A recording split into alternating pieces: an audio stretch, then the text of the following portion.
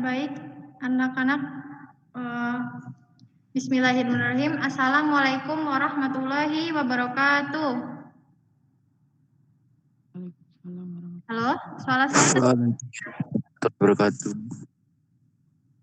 Halo. Ini suara saya terdengar tidak ya? Terdengar? Baik anak-anak. Bismillahirrahmanirrahim. Mari kita mulai pembelajaran di pagi hari ini dengan membaca basmalah bersama-sama. Bismillahirrahmanirrahim. Anak-anak, gimana kabar kalian hari ini? Baik, Bu. Ini masuk semua ya? Atau ada yang tidak masuk hari ini?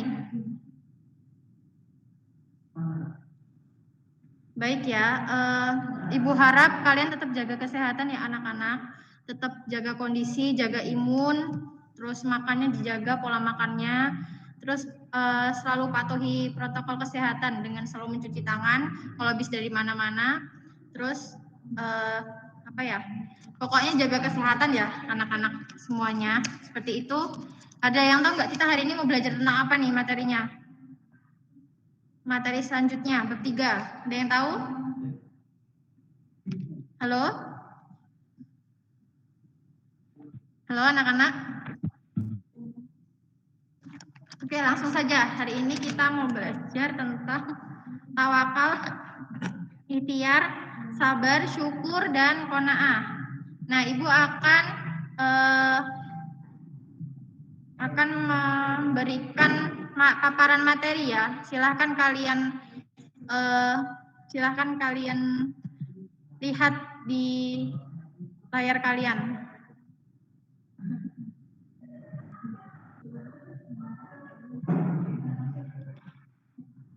Ini ya.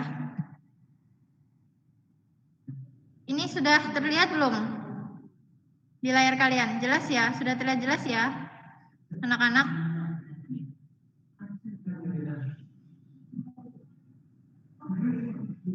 Halo? Ya, Bu. Sudah terlihat ya? Ya. Jadi materi kita ini adalah tawakal, ikhtiar, sabar, syukur, dan qanaah. Ada yang tahu nggak tawakal itu apa? Apa sih tawakal itu? Jadi kata tawakal atau tawakul dalam bahasa Arab berasal dari kata kerja tawakala yang artinya bersandar atau berserah diri atau mewakilkan. Sedangkan secara istilah tawakal adalah bentuk ketergantungan dan kepasrahan yang benar kepada Allah Subhanahu wa taala sebagai zat yang berkuasa, mendatangkan manfaat dan menolak marabahnya dengan senantiasa melakukan ikhtiar atau usaha sebagaimana yang diperintahkannya atau diperintahkan oleh Allah. Sedangkan secara etimologi, tawakal ini merupakan mempercayakan atau memasrahkan dan juga menyerahkan permasalahan kepada pihak lain. Jadi sebenarnya tawakal itu kita berserah diri kepada Allah Subhanahu wa taala apapun masalah yang kita hadapi atau apapun kendala musibah apapun yang sedang kita alami, kita tuh harus berserah diri kepada Allah. Kita percayakan semuanya kepada Allah karena setiap masalah itu pasti ada solusinya. Seperti itu ya. Nah, Imam Ghazali dalam bukunya Muhasyafah Al-Qul, beliau merumuskan pengertian tawakal sebagai menyandarkan diri kepada Allah Subhanahu wa taala dalam menghadapi setiap kepentingan, bersandar kepadanya dalam waktu kesukaran, teguh hati ketika ditimpa bencana dengan jiwa yang tenang dan hati yang tentram. Jadi seperti yang Ibu jelaskan tadi, kalau tawakal itu kita berserah diri kepada Allah Subhanahu wa taala, kita menyandarkan diri, kita berserah diri, benar-benar berserah diri, kita tetap sabar. Kalau kita punya masalah atau ujian, kita pasrahkan semuanya kepada Allah. Seperti itu ya anak-anak. Nah, kemudian syarat-syarat tawakal. Syarat-syarat tawakal silahkan kalian sambil membaca modul, silahkan kalian melihat modul kalian, Ibu jelaskan. Jadi syarat-syarat tawakal ini, yang pertama ada bertawakal hanya kepada Allah saja. Terdapat pada Quran surat Hud ayat 123. Yang kedua, berkeyakinan yang kuat bahwa Allah Maha mampu mewujudkan semua permintaan dan kebutuhan hambanya dan semua yang didapatkan hambanya hanyalah dengan pengaturan dan kehendak Allah Subhanahu wa taala dalam Quran surat Ibrahim ayat 12.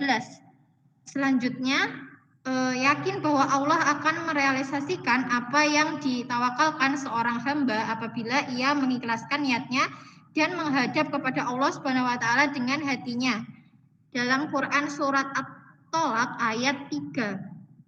Selanjutnya, syarat-syarat tawakal yang terakhir, tidak putus asa dan patah hati dalam semua usaha yang dilakukan hamba dalam memenuhi kebutuhannya dengan tetap menyerahkan semua urusannya kepada Allah Subhanahu wa taala.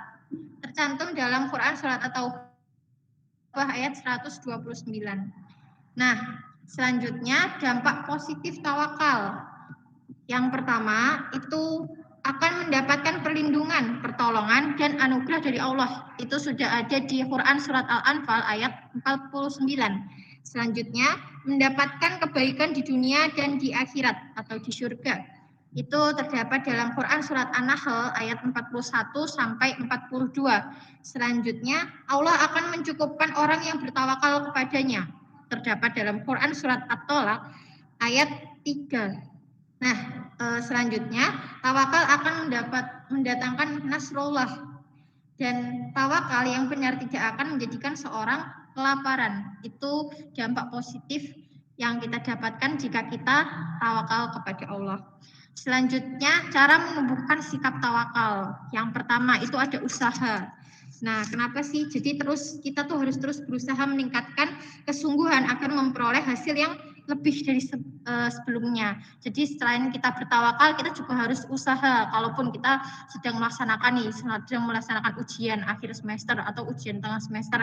Nah, kita jangan cuma tawakal, tapi kita juga harus usaha gitu. Dengan apa? Dengan belajar yang rajin kayak gitu, anak-anak. Selanjutnya sadar. Nah, sadar apa sih? Maksudnya sadar di sini tuh artinya merasa. Yang kedua itu bentar anak-anak, maaf ya. Yang kedua itu ada niat senantiasa meniatkan semua aktivitas untuk beribadah kepada Allah. Jadi kita niatkan aktivitas kita itu untuk beribadah kepada Allah. Selanjutnya sadar. Nah, sadar ini di sini maksudnya menyadari bahwa manusia itu memiliki kelemahan. Jadi karena kesempurnaan yang benar-benar sempurna itu hanya dimiliki oleh Allah Subhanahu wa taala. Seperti itu. Dan semua manusia itu pasti memiliki kelemahan masing-masing. Selanjutnya selanjutnya berserah diri. Nah, berserah diri kepada Allah Subhanahu wa taala. Setelah berusaha. Jadi setelah kita usaha tadi, kita udah belajar, kita langsung bertawakal, kita berserah diri kepada Allah. Selanjutnya merasa cukup. Nah, merasa cukup dengan apa yang diperoleh dan puas batinnya. Jadi, kita kan tadi udah usaha nih untuk belajar gitu ya, membaca buku. Saat sebelum ujian ini kita belajar dulu, kita udah usaha. Nah, habis itu kita tawakal. Nah, setelah kita tawakal, kita harus merasa cukup. Kita harus bangga dengan hasil yang kita dapatkan setelah kita ujian, karena kita usahanya udah benar-benar keras dan kita harus bangga dengan hasil ujian kita sendiri. Gitu ya anak-anak. Selanjutnya manfaat tawakal. Yang pertama itu menjalani hidup dengan tenang. Yang kedua, terhindar dari tekanan batin. Yang ketiga, dapat menghilangkan rasa kecewa berlebih ketika usaha tidak sesuai harapan. Yang keempat, meningkatkan motivasi diri untuk berbuat yang lebih baik. Selanjutnya, berperilaku ikhtiar sesuai dengan syariat. Pengertian ikhtiar. Ikhtiar berasal dari kata ikhtiara, yahtaru, ikhtiaran, yang berarti memilih. Maka ikhtiar diartikan sebagai usaha yang pada hakikatnya orang yang berusaha berarti memilih. Sedangkan secara istilah berarti melakukan sesuatu kegiatan dengan maksud untuk memperoleh hasil yang dikehendaki. Nah, bentuk-bentuk ikhtiar ini apa saja sih? Yang pertama itu ada mau bekerja keras dalam mencapai suatu harapan dan cita-cita. Terus yang kedua, selalu bersemangat dalam menghadapi kehidupan. Yang ketiga, tidak mudah menyerah atau tidak mudah putus asa. Yang keempat, disiplin dan penuh tanggung jawab. Yang kelima, giat bekerja dalam rangka memenuhi kebutuhan hidup. Dan yang terakhir, rajin berlatih dan belajar agar bisa meraih apa yang diinginkan. Nah, ikhtiar ini juga memiliki dampak positif ya anak-anak. Yang pertama, itu merasa kepuasan batin. Nah, jadi ikhtiar itu merasakan kepuasan batin karena dapat mencukupi kebutuhan hidupnya sendiri walaupun dicapai dengan susah payah. Terus yang kedua, dapat berperilaku hemat. Nah, terhormat dapat berperilaku hemat. Dapat berperilaku hemat dalam membelanjakan harta karena hasil yang dicapai memerlukan usaha. Nah, kalau suatu saat nanti kamu bekerja, udah kerja itu, terus kamu udah ngerasain rasanya susahnya cari uang tuh bagaimana, kamu pasti akan kayak mau beli sesuatu yang tidak penting itu pasti akan mikir-mikir dulu anak-anak. Karena itu tadi ya, dapat berperilaku hemat dalam membelanjakan harta karena hasil yang dicapai itu memerlukan usaha keras. Jadi kalau kita bekerja keras, kita sudah susah kerja, terus kita membelanjakan uang kita itu dengan semena-mena, dengan seenaknya tuh kayak sayang gitu loh nantinya. Kalian pasti nanti akan merasakan itu anak-anak. Selanjutnya, terhormat dalam pandangan Allah dan sesama manusia. Terhormat dalam pandangan Allah dan sesama manusia karena sikap perwira yang dimiliki. Itu ya anak-anak. Materi yang kita pelajari hari ini. Mungkin ada yang ingin ditanyakan, sebelumnya ada yang kurang jelas. Oh iya, jangan lupa ya kalian untuk mencatat di buku tulis ini, materinya ini di garis bawahi, kemudian yang penting-penting dicatat di buku tulis, seperti biasa nanti dikumpulkan ke Bu Siti. Selanjutnya Ibu sudah memberikan kalian kuis, nggak banyak kok, cuma 5 soal. Nanti silahkan kalian kerjakan, nanti linknya akan dikirimkan oleh Bu Siti lewat grup WhatsApp kelas, gitu ya anak-anak. Ini karena hari ini Ibu terakhir ngajar, hari ini Ibu terakhir ketemu kalian, boleh minta tolong untuk dinyalakan kameranya sebentar.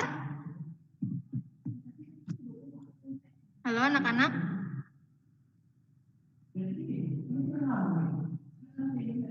Halo. Ini masih di sini ya, masih mendengarkan nggak ya? Masa Bu? Boleh dihidupkan sebentar kameranya, Mas Bayu Haji. Anak-anak, halo. Ya Bu. Ya, silahkan dihidupkan, bisa nggak kameranya sebentar aja anak-anak.